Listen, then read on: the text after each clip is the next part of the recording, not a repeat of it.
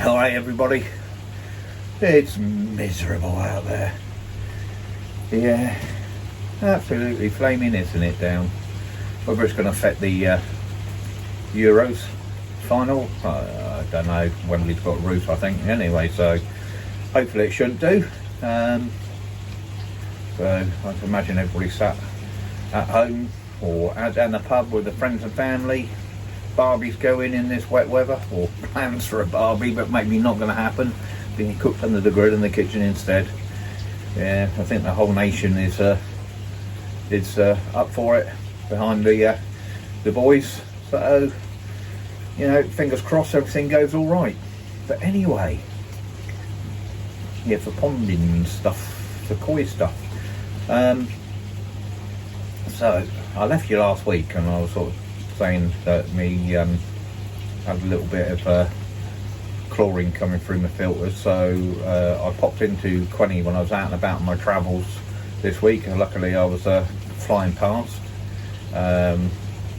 Didn't have time to have a look around or film anything because I literally just had a quick break, so parked the lorry up, run across the dual carriageway down the hill into Quenny, grabbed some new filters, and back up again and on with my job, sort of thing. So I instead of getting the carbon sort of like crystals, you know, solid sort of like carbon crystal ones, speaking the mic in there, and I've picked up two of the new ones where it's actually powdered carbon, not a solid block, it is still all loose, but powdered carbon's supposed to be a lot more efficient. So got them on, managed to come home during the week late, so I fitted them. It was peeing it down, so I didn't film it. When isn't it peeing it down? Hopefully the end of the middle of next week, or sort of like, you know, it would have been Wednesday by the time you see this. But anyway, so yeah, I had that, and after I finished filming I was doing my water tests, and I had an ammonia spike as well. Now I know I put the auto feeder on, but it was only 150 grams, which is about the equivalent of what, you know, maybe just 25 grams or so more than what I've been feeding when we've been hand feeding. But I was just spreading it out more throughout the day with the auto feeder. So maybe it was a combination of chlorine in the water, lots of heavy rain, a little bit of extra feed going in. But I also think possibly because it didn't really happen until I put that second dose of Lernix in. Now it's not supposed to affect the filters, but like I said, my water was fine until that second dose of Lernix went in, and I didn't really sort of test after I put the first dose in. So maybe, I'm not saying it is, maybe it's just sort of like the perfect storm and a combination of all these things that make the filter crash a little bit. But so I switched the auto feeder off. They didn't have no feed going for until Wednesday. I kept an eye on it when I was away with the Senai, and it came down quite quick, so you know, that could have been another reason why the Shiro and the Tancho Showa were looking a bit pink. They're saying that they're still looking not as bad as what they were, but they've still got that pinky tinge to the skin. You know, the veins have gone down, but they've still got a pinky, so it might be a bit of sunburn. But you know, they're all right in themselves, and now the food's going back in, they're absolutely flaming smashing it. You know, they're really on it. So, and like I said, me nitrate, I mean, me ammonia went up to 0.256, I think it went up to 0.256. I tested it a little while ago, and I'm back down now to 0.15.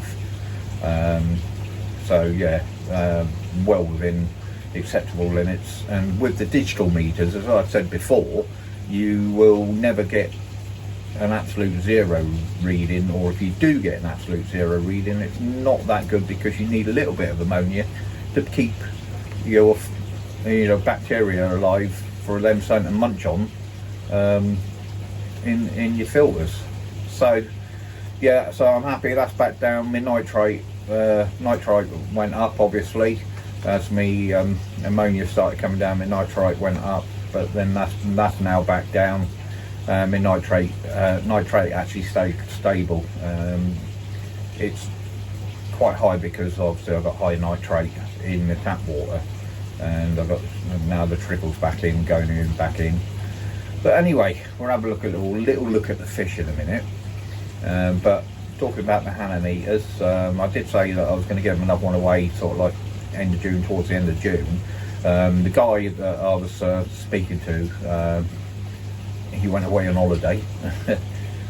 He grabbed the chance, but he's back now, so this is back on. So I will be launching the Hana giveaway. No specific reason, it's only because I've got that many, and I'm not sponsored by the Hana or anything like that. It's just I can get one for half price, and it's time for me, like I said, this is just to give back to you. It's, you know, giving something back. You by subscribing to my channel, commenting on my channel, you're helping me out by building this. So by giving this away, it's just a chance to give something back to one lucky winner. So yeah, so watch out for the end of the video, and I will sort of like launch the giveaway for a Hanometer of your choice. And like I said, it's not going to cost me loads of money, so don't, you know, I'm not worried about that. But like I said, there's no sponsorship deal or anything like that. It's just something I've managed to sort out because I've bought so many Hanometers from them. Anyway, it is, like I said, it's absolutely hissing it down, but we'll go out and have a look at the fish and see how they're doing, and then probably sit down and relax, have my tea early, have a bath early, and watch the footy. And then the rest of the video will be, I'm going to talk about what you hope to achieve with your filter media. I know it sounds a bit boring, but it is quite interesting. There's more to it than what you think. It's not just a case of, well, I want to get bacteria on it, because the actual process of actually getting bacteria to grow is quite complicated. And you know, moving bed, static bed, you know, showers, it's you know, they all have different bacteria in them, so watch out for that. I'll talk about that later. Hopefully you learn something. You know, please watch, because it is quite interesting. I learned quite a lot actually when I started researching it more in depth. And so yeah, go look at the fish, and I'll see you in a minute. Quite cold today.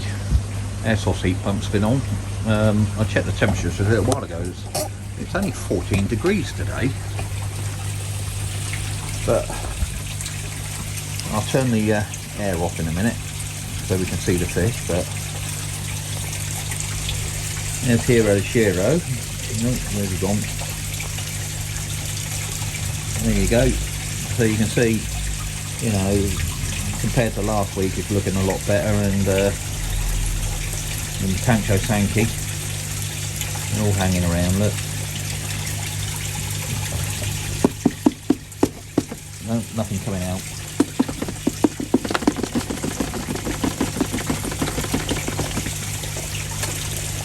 But as you can see, they're on the food.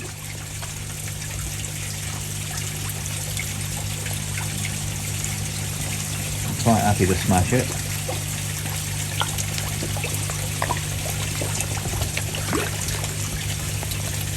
Turn the air off.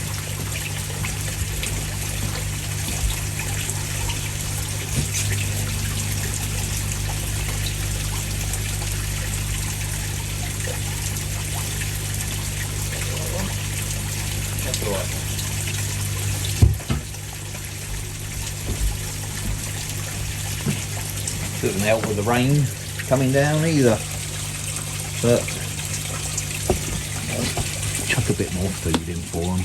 Take the lid off.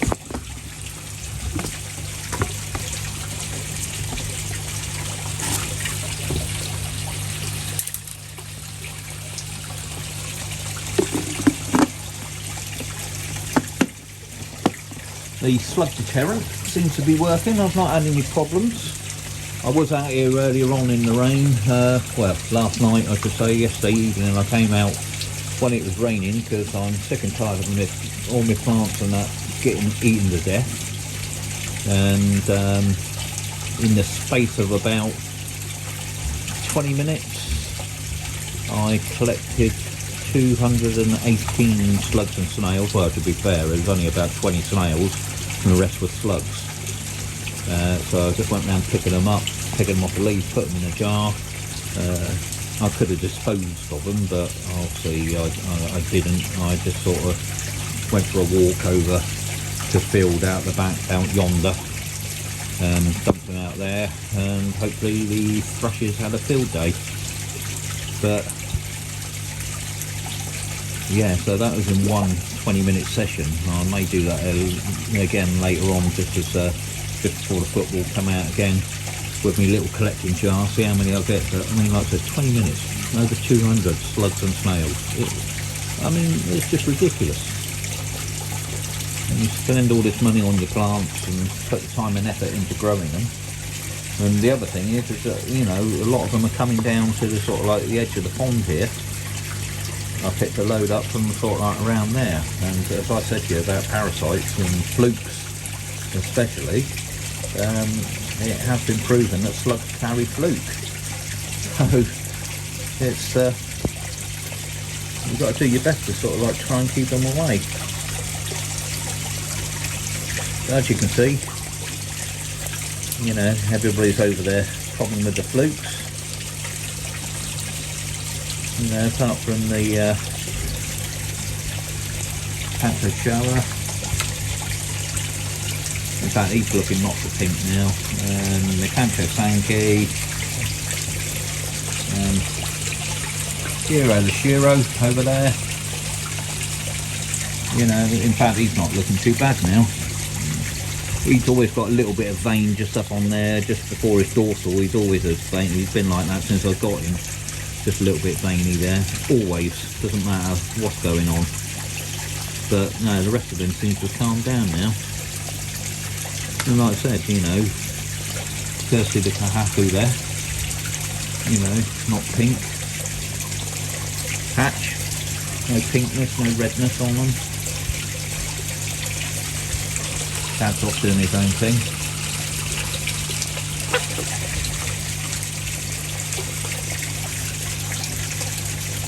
Still waiting to name the goshiki. So that may be an idea for the Hannah giveaway. Name the goshiki, and I will pick the best name.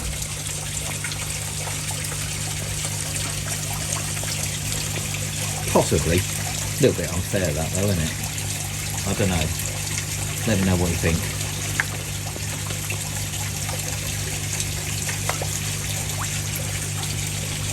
That's up for grabs. Anybody wants it? Chocolate chag. I did speak to Lo Magru, the French koi connection. So she loves chags, but unfortunately she's got 3 already. So she's not going to take any more on yet. Well, she may take 1 on, but she's waiting for a special one that she went and saw. So it's so hard, you know, because you come attached to them all. You know, I mean, it's only a small pond I got. I mean, it really is small, and yes, I know I'm overstocked, and yeah, I'm going to the Andrew Daly Adam Buyer Grow and Show, so I'll be picking up another fish, so I do have to make room. And yeah, I change a lot of water during the day. You know, I've got a big Nexus on there, I've got the shower on here, so you know, the filtration does keep things acceptable, but you know, to be fair to the fish, for growing and everything like that. Yeah, they've got room to swim, and being a circular pond as well, they do get their exercise. As you can see, they're in good shape. You know, they're not unhealthy, they're not fat, they're not bloated, they're not stunted. And when I've got the measure up, you see I'm getting, you know, good growth out of them. I'm never going to have a huge one. I'm never going to have sort of like 90 cm fish in here. Well, I don't think I'm going to get 90 cm fish in here. But you can see sort of like when they're swimming around, you know, they've got plenty of room in here. But this isn't my forever pond. Yeah, this will do while I'm at this house. Hopefully sometime in the future, not too far off, next couple of years, I'll move to my final home with a lot bigger garden, and I will build my forever pond a lot bigger. I'll probably look at about 4, maybe 5,000 gallons, and that'll do me. I'm getting an old van now,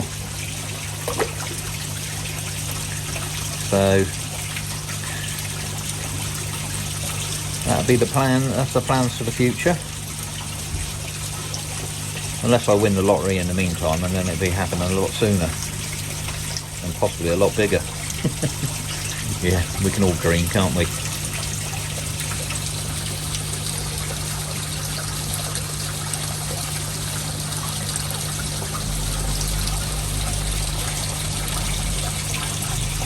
But as you see, everybody's doing fine, munching away.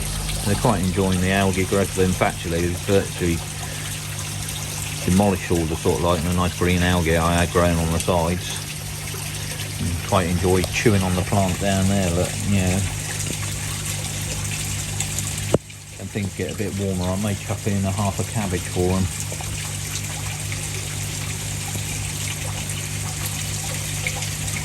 But anyway, I'm going to go back in because I'm getting wet. Horrible, nasty weather. Alright, and I'll speak to you in a minute. Bye. Now, come back into the summer house, and I've decided koi are like children. When you're not watching them, they get up to mischief. And just watching the sort of the entry to the skimmer up there. Oh, see, no, not going up there.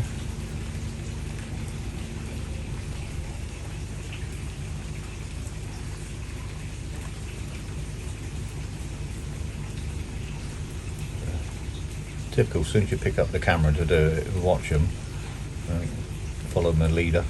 As soon as you pick up the camera, they start behaving themselves, so it's almost as if they know. But I sort of sat here and they're all swimming up there. I'm going to have a little look, see if there's any food up there.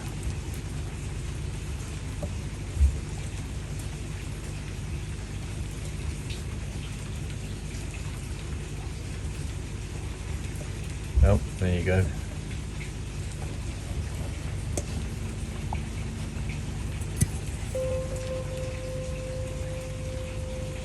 So just moving the, see, they're all at it.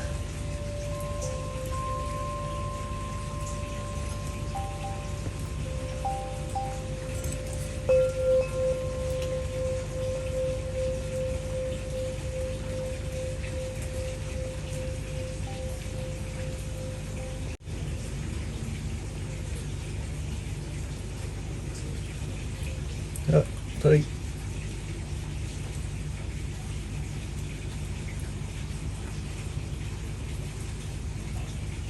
That's not watching.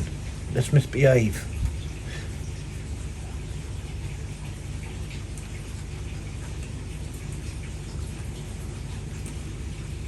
See, the little ones are alright. They can get up there and swim in and out alright. As the bigger ones, they sit there and beach themselves. Not so bad they can't get off, obviously. They can get out okay.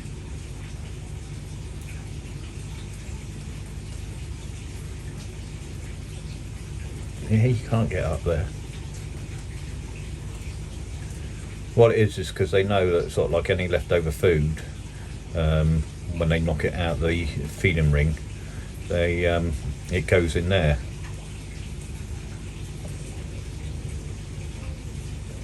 And they know that.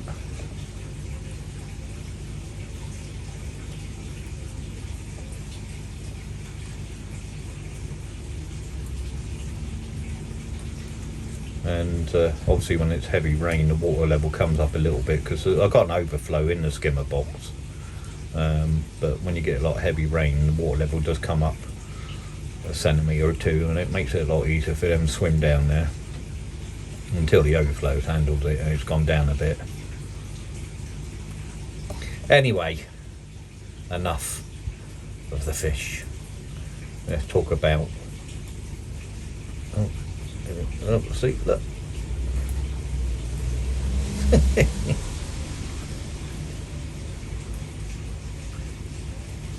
OB. So they're all at it now. There's nothing in there.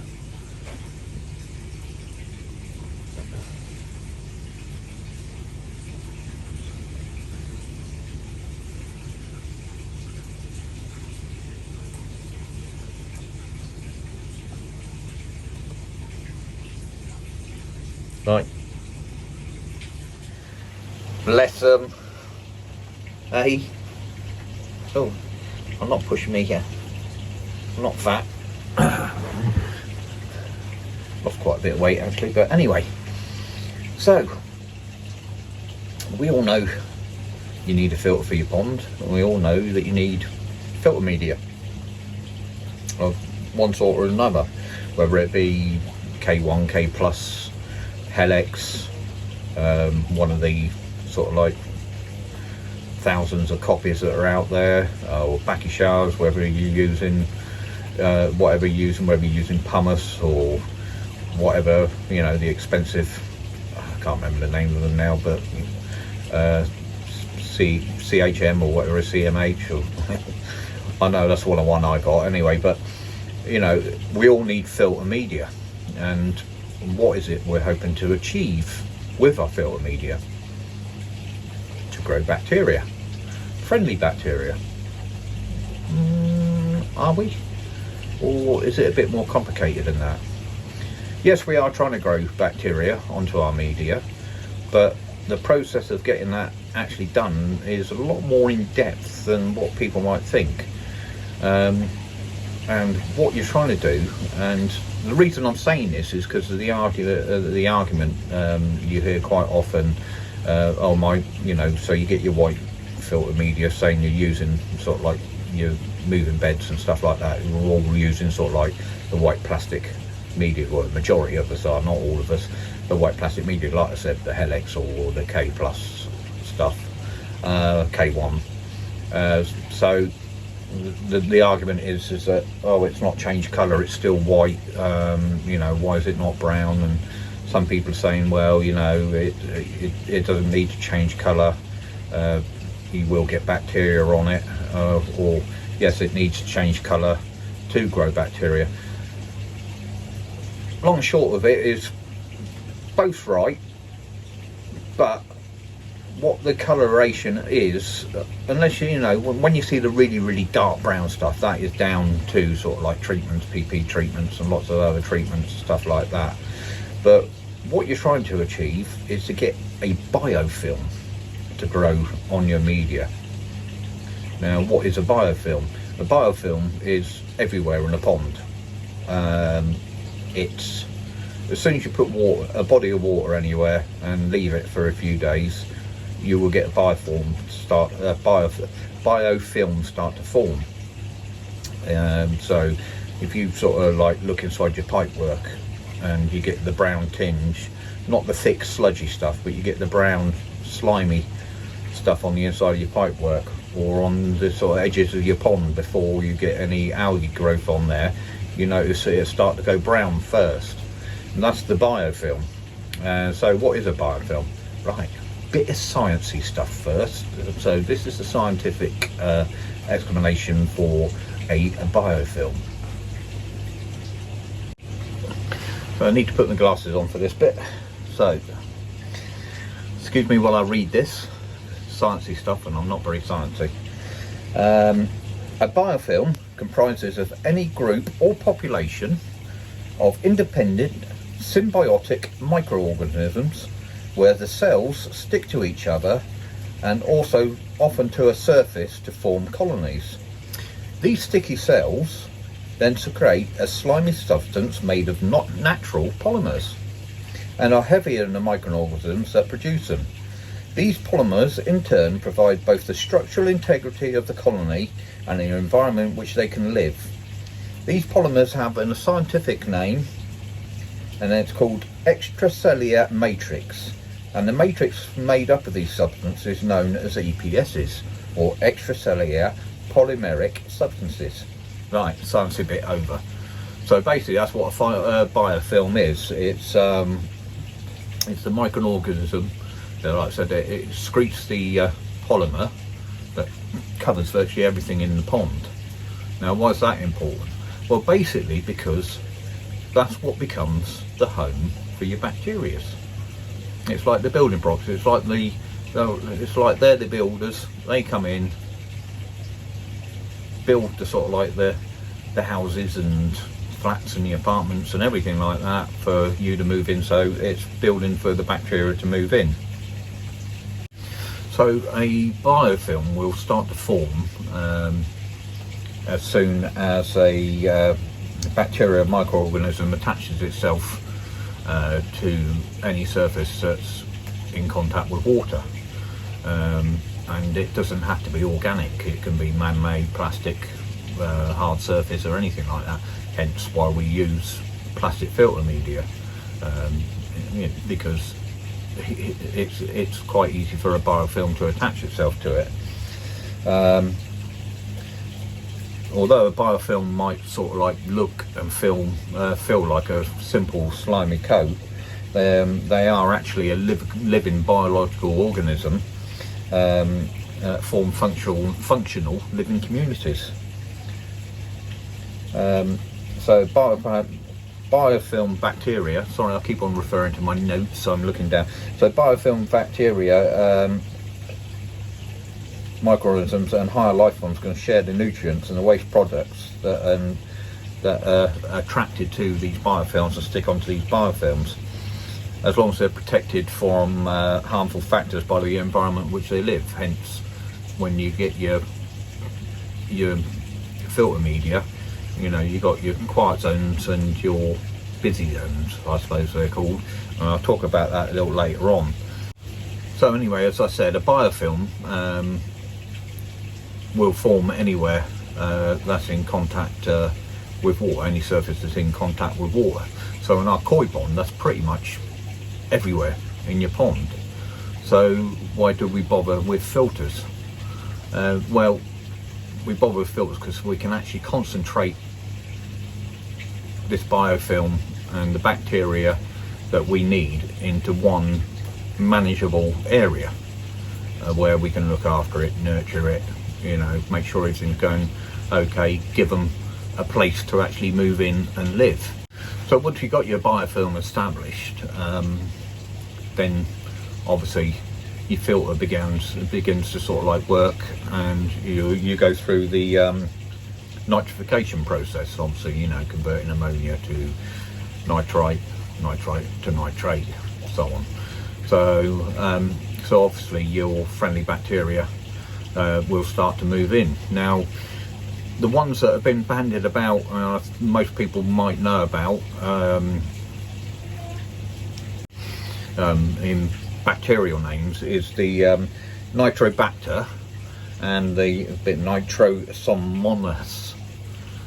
Yeah, right. Yeah, I mean, yeah, those are the ones that have been bandied about by experts for years and years and years.